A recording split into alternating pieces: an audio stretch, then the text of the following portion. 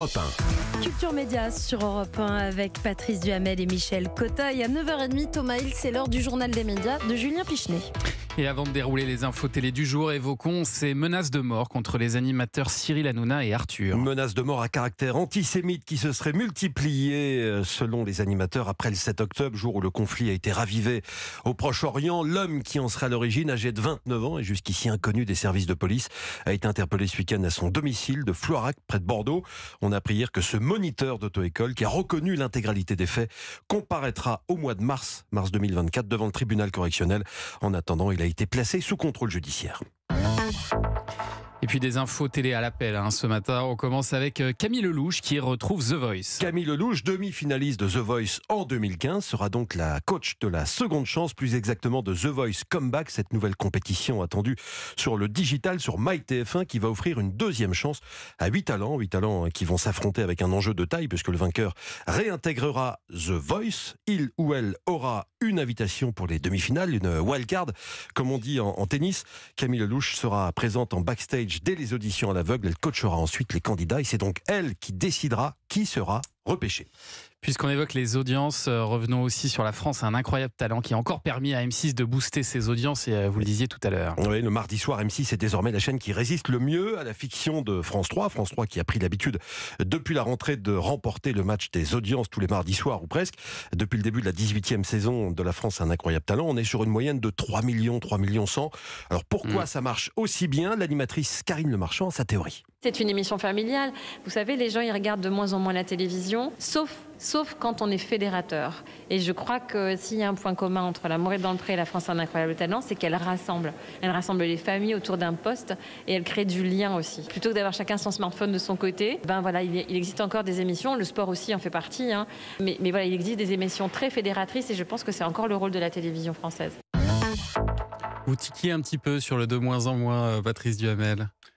Des chiffres que je vois, par exemple les journaux télévisés, si vous, à 20h TF1 plus France 2, vous avez toujours entre 10 et 11 millions de téléspectateurs. Au total, en cumulé, c'est bien sûr. considérable. Il y a encore plus beaucoup de monde devant la télé. Qui font des bonnes audiences à cette heure-là.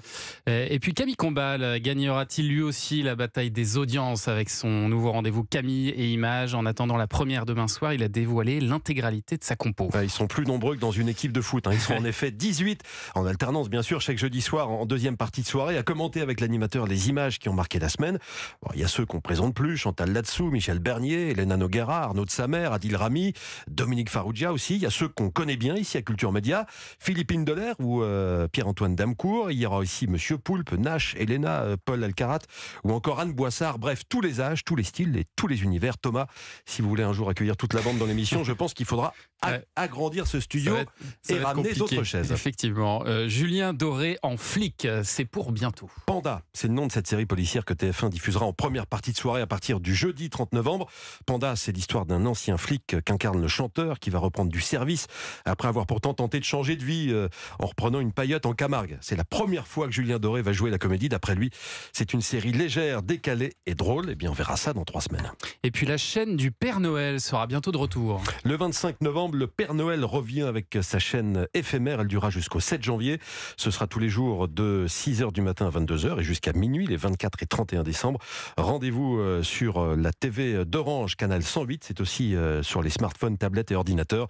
Au programme, des jeux, des films, des séries, Beethoven sauve Noël, les Chaventuriers de Noël ou encore la saison 5 de Polly Pocket. Et puis une petite info de dernière minute, puisqu'on vient de voir sur le compte de Slimane qu'apparemment, Anissa, il serait candidat à l'Eurovision.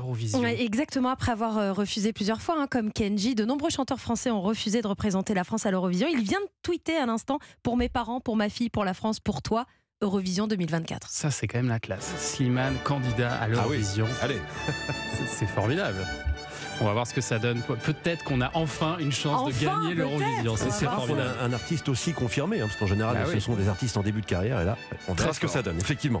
Allez, pour finir, l'avis des téléspectateurs, Michel Cotta et Patrice Duhamel, la question du jour devrait vous intéresser. Oui, Patrice, rappelons que vous avez notamment dirigé France 2, France 3. Michel, vous avez dirigé France 2. Nous avons demandé à des jeunes dans la rue de nous dire, comme ça, à brûle-pourpoint, quelle serait la première mesure qu'ils prendraient s'ils devenaient dirigeants de chaîne. Vaste question.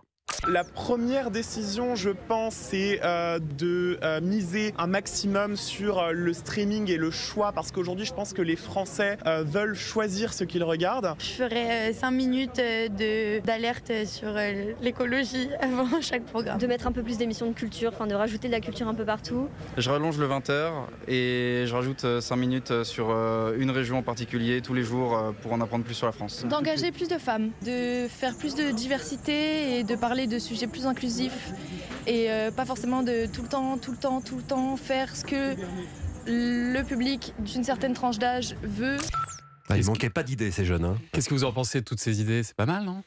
Il y en a une que vous retenez ou pas, Patrice Duhamel? Oui, il y en a une que je retiens parce que c'est quelque chose sur lequel moi j'ai beaucoup travaillé et Michel également, c'est la place de la culture à la télévision, notamment sur le service public, parce que nous, Michel a travaillé sur TF1 et moi aussi il y a plus de 40 ans,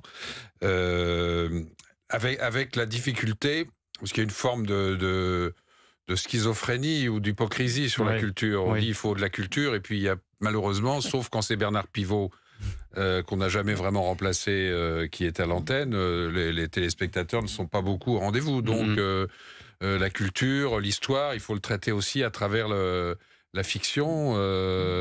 Par exemple, à propos d'audience, alors si j'en parle pas, ça serait, j'aurais un problème à la maison. Mais le Clémenceau, par exemple, adapté du livre de ma femme, Nathalie Sacric, qui a fait un score formidable et qui arrive à battre TF1, une fiction romanesque sur le dernier amour de Clémenceau, mais aussi sur le contexte historique.